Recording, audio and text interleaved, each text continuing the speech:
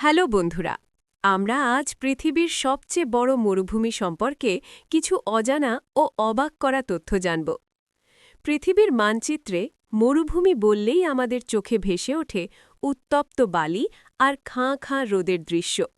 কিন্তু মজার ব্যাপার হল, আয়তন এবং শুষ্কতার বিচারে পৃথিবীর বৃহত্তম মরুভূমিটি কোনো বালুকাময় মরুভূমি নয়, বরং বরফে ঢাকা এক অঞ্চল, অ্যান্টার্কটিকা। সাধারণভাবে কোনো অঞ্চলকে মরুভূমি বলা হয় তখন যখন সেখানে বার্ষিক বৃষ্টিপাত বা তুষারপাতের পরিমাণ ২৫০ মিলিমিটার বা ১০ ইঞ্চির কম হয়। অ্যান্টার্কটিকায় বার্ষিক গড় বৃষ্টিপাতের পরিমাণ মাত্র ৫০ মিলিমিটার। এই চরম শুষ্কতার কারণেই একে মেরু মরুভূমি বলা হয়।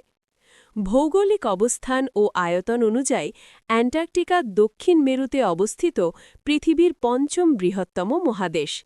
এর আয়তন প্রায় ১,৪০,০০,০০০ বর্গ কিলোমিটার, যা সাহারা মরুভূমির চেয়েও অনেক বড়।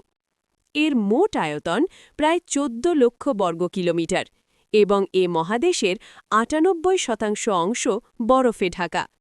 বরফের গড় পুরুত্ব প্রায় ১.৯ কিলোমিটার বা ১.২ মাইল। আরও একটি বিস্ময়কর বিষয় এই যে বিশ্বের মোট মিঠা পানির প্রায় ৭০% এখানে বরফ হিসেবে আছে। এখানে সর্বনিম্ন তাপমাত্রা -৮৯.২ ডিগ্রি সেলসিয়াস পর্যন্ত রেকর্ড করা হয়েছে। বাতাসের গতিবেগ ঘণ্টায় ৩২০ কিলোমিটার পর্যন্ত হতে পারে। চরম প্রতিকূল পরিবেশের কারণে এখানে সাধারণ গাছপালা জন্মানো অসম্ভব, কিন্তু এই বরফ রাজ্যেও জীবনের অস্তিত্ব রয়েছে। পেঙ্গুইন, সিল, নীল তিমি এবং প্রচুর পরিমাণে এক ধরনের ছোট চিংড়ি বা ক্রিল দেখা যায়। কোনো উদ্ভিদ না থাকলেও এখানে শৈবাল, মস এবং লিচেনের অস্তিত্ব রয়েছে। অ্যান্টার্কটিকা শুধু একটি বিশাল বরফখণ্ড নয়, এটি পৃথিবীর পরিবেশগত ভারসাম্য রক্ষার মূল চাবিকাঠি।